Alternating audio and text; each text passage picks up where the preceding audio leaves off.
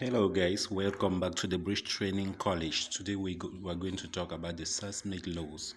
These laws are applied in the oil and gas, especially in the exploration phase, the mining sector, the mining industry, and all the petrophysical and physics works in the ground, especially for those who are concerned with the field studies.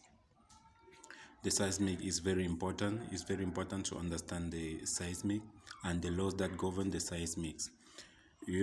First of all, you know that when you inject a certain amount of wave with a certain frequency in the ground floor, a certain amount of wave will be transmitted to the ground, to the layers below the first layer where you have transmitted, and a certain amount of the wave will be reflected. That's why we talk about the reflectance coefficient. Okay, but what are we interested in? The velocity of the wave that arrive at the surface and the velocity of the wave that is transmitted in the floor, in the layer below. Okay,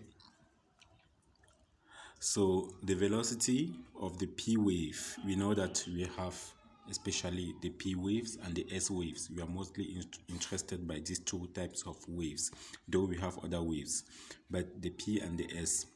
The velocity of the P wave, we will call it Vp, which is alpha, and the velocity of the S wave will be beta. Before I get to that, I would like to define K as a bulk modulus. If you remember physics, G, which is the shear modulus, and rho, the density of the medium. So the velocity of the P wave will be the square root of K plus 4 over 3 the viscosity over the density, and the Vs, the velocity of the S wave, called beta, will be the square root of K over the density of the medium. Okay, let's go back to physics. You know what is the meaning of bulk modulus? The bulk modulus is force over area, that is the axial force applied on the surface area divided by the change in volume. That's what gives you the bulk modulus. As you see the formula, F over A divided over delta V over V. Why do we have the minus sign? The minus sign is because the change in volume is negative. Okay, to cancel the negative, the minus sign, the volume strain, delta V over V, we call it the volume strain. Delta V is the change in volume, and V is the original volume of the body. F is the normal force, and A is the surface area.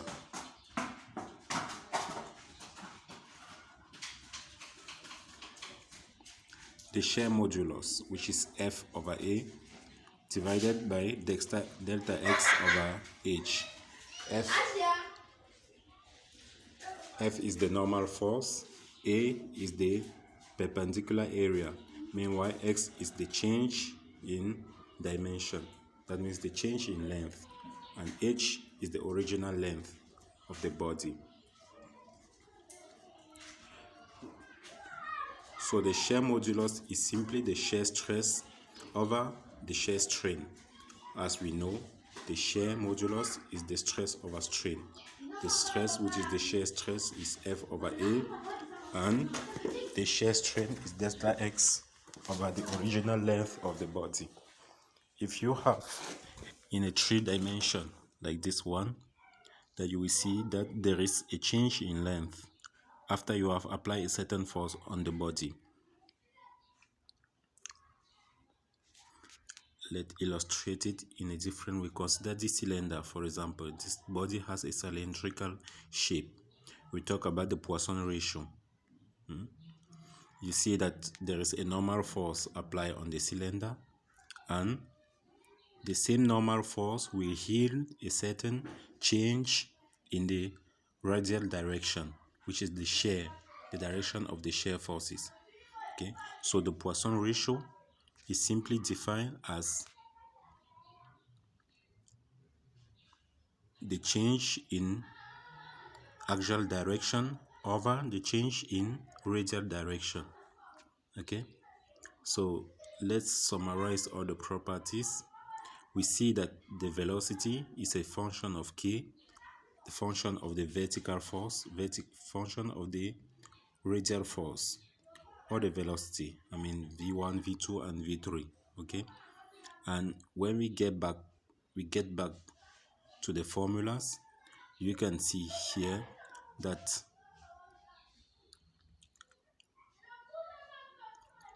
the reflectance coefficient is Z2 minus Z1 over Z1 plus Z2. Where is the Z1? Where is the Z2? And the transmittance coefficient called tau, which is 2Z1 over Z1 plus Z2. Let's illustrate it on this diagram. Z1 is the vertical direction from the ground floor to the end of the first layer, and Z2 is the vertical direction from the point of reflection where you have the angle and the end of the transmitted layer, the transmitted wave, in the next layer. And Z3, where we get here, we call it Z2, is either the transmitted to the second layer or the reflected to the surface.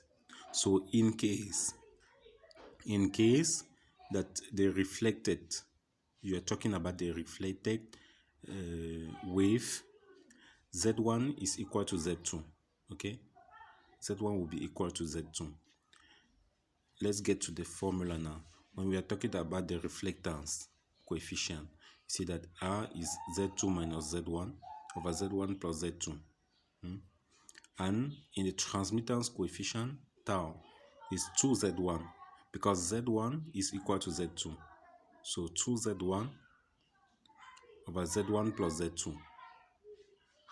Are you getting the point? So let's simplify it. The transmitted or the reflected, let me take it over. The reflected wave, the vertical distance of the reflected wave from the reflection point to the receiver is called, let's call it Z3, although on this slide it is written Z2. Okay, so Z3. In case we are talking about the reflection, that's what we are concerned with. That Z3 is the same vertical dimension, the same vertical direction with Z1. Reason why Z1 and Z3 is equal to 2Z1, right? Okay, well, now the physical property or mathematical properties is that R plus tau is always equal to 1, right? Because the two waves have to compensate. Good. Now, how does the wave look like? You know that the wave always have a cosine, and hyperbolic function with a shape like a cosine or a sine shape. This is a cosine or sine shape. Okay. And the number of wave k is always defined as 2 multiplied by the frequency over the velocity, and the frequency is always 1 over the time, right? Okay. And the wave number is the number of oscillation or distance of or radians per minute.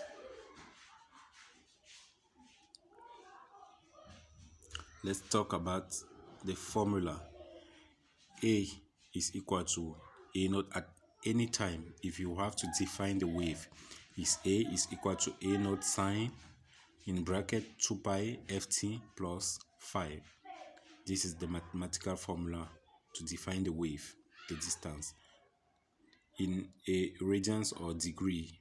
If it is this formula is in radian.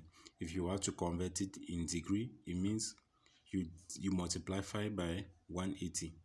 Okay, And A node is the maximum amplitude that you can get from this graph. If you consider the red wave, you see that the maximum amplitude is 1, okay? That is the highest vertical distance that the wave has covered. And if you take the blue line or the blue shape, you see that the maximum distance that it has covered is also 1, okay? And phi is the phase shift angle, okay? Good. Let's go to the wave. When the wave is above the x-axis, is positive. When the wave goes under the x-axis, it is negative. If a wave is oscillating in the same way, that is, it doesn't change no matter the shift. It doesn't depend on the value of the shift angle, and the wave doesn't change its shape. That is a constructive wave. But if after changing or shifting the phase, the wave changes its direction or its shape, that is a destructive wave. See in this figure, when you see the first wave, you see that it doesn't change with the phase shift. It is still the same. That is a constructive wave. But in the second figure, you see that when you apply a phase shift, the wave has completely changed. Completely. It becomes a reverse something, where we have a maximum, we have but the minimum, right? In that case, when you come back to the second picture or the second graph, you will see that it is called a destructive because it has changed, okay? And you go to what is called the next chord frequency. It is a formula to calculate the sample and calculate the wave, okay? The frequency of the normal wave is 1/2 pi t, which is 1/2 pi t, as I said, right? Okay. And as netcode has stated, if a wave has a frequency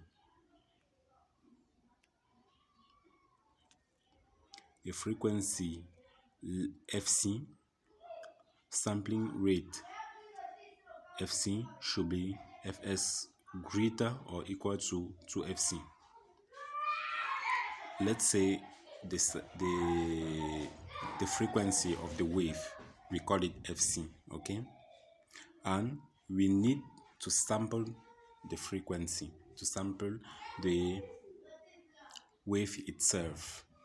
We consider a frequency of 2 times the frequency of the wave to sample it, so that we can handle the initial frequency of the wave.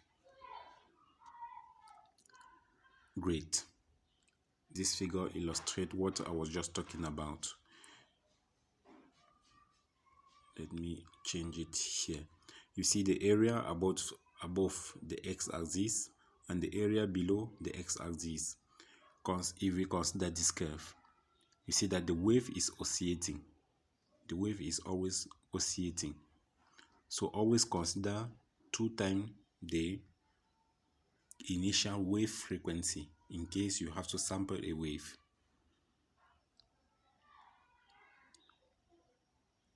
So the initial wave frequency is always, if the initial wave frequency is greater than the normal frequency, then the sample rate is aliasing. The aliasing effect, if you consider, if you have a carpet, you know, this black and white carpet, if you look at it for a while, at the time you will feel like you cannot determine which direction is it going. At times you see it's as if the white and the black are mixing and the direction are getting confused or distort. So that's what we call the aliasing effect. But if the initial wave frequency is less than the normal wave frequency when sampling the wave, you will see that it gives a good result in the lab. Okay, so always take the normal frequency twice, as I said, so it will be greater than the initial wave frequency. And when does the aliasing effect occurs? It occurs when the initial wave frequency is greater than the normal wave frequency. You will notice it when you are in the lab, that you are having an aliasing effect.